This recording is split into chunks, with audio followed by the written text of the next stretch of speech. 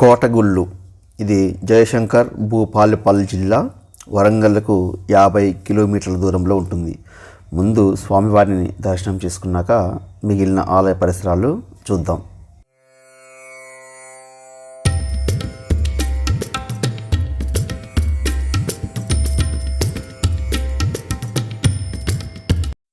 గణపేశ్వర ఆలయంతో పాటుగా 21 ఉపాలయాలు కలవు. ఇప్పుడు మనం చూసినటువంటి గణపేశ్వర స్వామి ఆలయం అనేది ప్రముఖమైనది.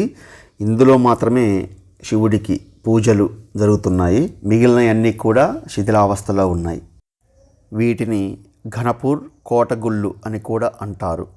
కోటల్లోనే నిర్మించిన గుళ్ళు కాబట్టి కోటగుళ్ళు అని పిలుస్తారు. ఈ దేవాలయ నిర్మాణం రామప్ప గుడిని పోలి ఉంటుంది. కాకతీయ చక్రవర్తి అయినటువంటి గణపతి దేవి చక్రవర్తి పేరు మీద క్రీస్తు శకం 1234లో ఈ యొక్క దేవాలయాన్ని నిర్మించారు. ఘనపురం, గణపేశ్వరాలయం, గణప సముద్రం ఈ 3 నిర్మితమయ్యాయి. రేచర్ల రుద్రారెడ్డి 3వ కుమారుడైనటువంటి గణపురం సామంతుడు గణపతిరెడ్డి ఆధ్వర్యంలో ఈ నిర్మాణాలు జరిగాయి. ఈ ఆలయ సముదాయం ఆ కాలంలో ఎంతో వైభవంగా తులదూగింది. ఆలయాలకు అప్పట్లో 60 ఎకరాల మాగాణి భూమిని సామంతరాజు గణపతిరెడ్డి దానంగా ఇచ్చి అందులో వచ్చే పంటల ఆదాయాన్ని ధూప దీప నైవేద్యాలతో పాటుగా అంగరంగ భోగాలుగా వినియోగించారు.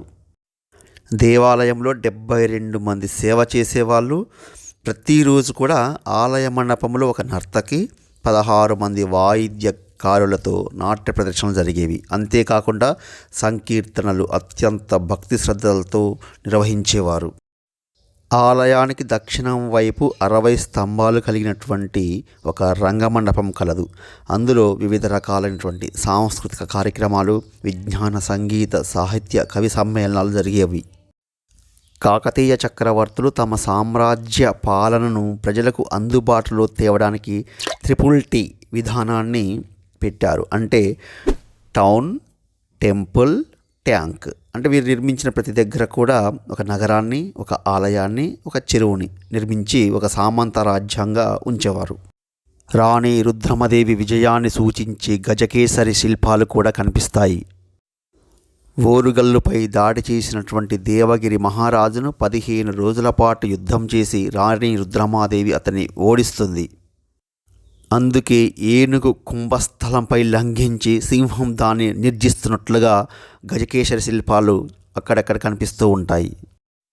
అంటే ఏనుగు లాంటి మహాదేవులను సింహం లాంటి తాను అణిచివేసినట్లుగా ఉన్న గుర్తులుగా చిహ్నాలను వాడారు. గణపేశ్వర ఆలయ ప్రాంగణంలో శత్రురాజులతో జరిగే యుద్ధ సమయాల్లో రుద్రమదేవి, ప్రతాపరుద్ర చక్రవర్తులకు సహాయంగా పాల్గొనడానికి ఉండే సైన్యం, అదేవిధంగా 2000 అశ్విక సైన్యం పోషించబడేది. ఓరుగల్లుపై దండయాత్రలు చేసినటువంటి ఢిల్లీ మహమ్మదీయ సైన్యం కరీంనగర్ జిల్లాలోని కాళేశ్వరం ప్రాంతంలోని గోదావరి నది దాటుతూ ఓరుగల్లుకు వెళ్ళే మార్గంలో ఉన్న కాకతీయ సంపదలైనటువంటి గుడులు, చెరువులు, కట్టడాలను ధ్వంసం చేసి ప్రజల అపార ఆస్తులను దోచుకున్న క్రమంలో ఓరుగల్లు దారిలో ఉన్న ఈ గణపేశ్వర ఆలయ సముదాయాన్ని కూడా ధ్వంసం చేసి అక్కడ ఉన్నటువంటి సముద్రానికి కూడా గండిపెట్టి గణపురం ప్రజల ఆస్తులను దోచుకోవడం జరిగింది.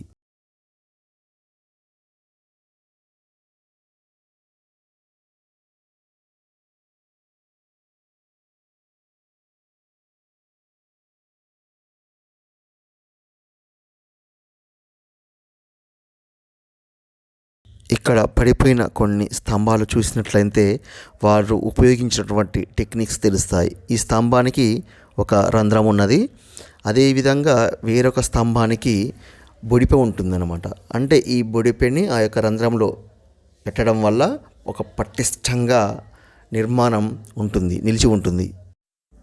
ఈ ఆలయంలో కనిపించే చాలా శిల్పాలను మనం రామప్ప గుడిలో చూడవచ్చు.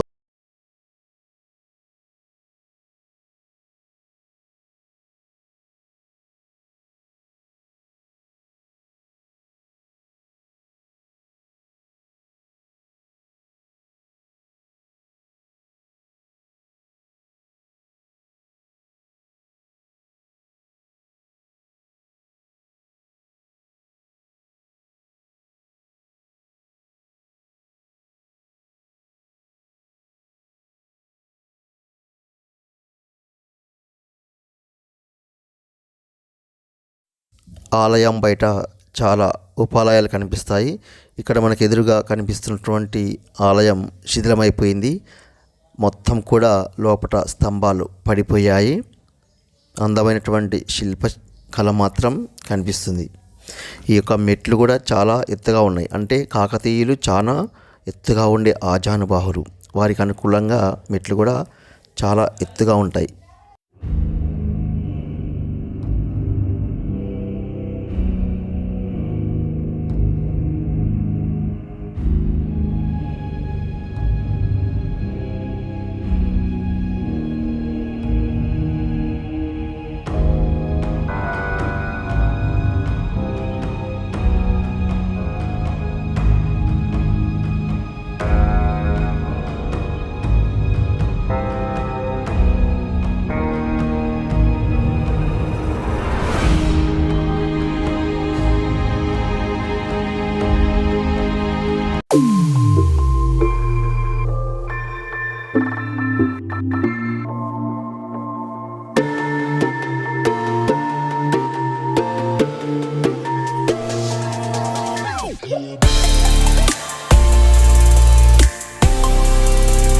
మహమ్మదీయుల కంటపడకుండా కొన్ని విగ్రహాలని భూమిలో పూడ్చడం కూడా జరిగింది. అందులో 8 అడుగుల శివ, విష్ణువు, ద్వారపాలకుల విగ్రహాలు, రాజనర్తకి, సూర్య భగవాన్ల విగ్రహాలు త్రవ్వకాల్లో బయటపడ్డాయి. వీటిని గణపేశ్వర ఆలయం ప్రాంగణంలోనే ఉంచారు. మహమ్మదీయుల విధ్వంసం నుంచి కాపాడడానికి భూమిలో పాతిపెట్టి ఉంచడం వల్ల ఈ రోజున మనం ఈ విగ్రహాలని మంచి స్థితిలో చూడగలుగుతున్నాం. 1323లో ప్రతాపరుద్రుడు మరణించిన తర్వాత ఈ కోటగుళ్ళ సముదాయంపై అనేక దాడులు జరిగాయి. క్రీస్తు శకం 15వ శతాబ్దం చివరిలో కులీ కుతుబ్ ఉల్ ముల్క్ అనే మహమ్మదీయ రాజు చేతిలో ఆలయం ఘోరంగా ధ్వంసం కాబడింది. మహాశివరాత్రి మరియు కార్తీక మాసంలో భక్తులు ఇక్కడికి వచ్చి పూజలు నిర్వహిస్తారు. ఇంత విలువైనటువంటి ఈ కట్టడం వెలుగులోకి వస్తుందని కోరుకుందాం.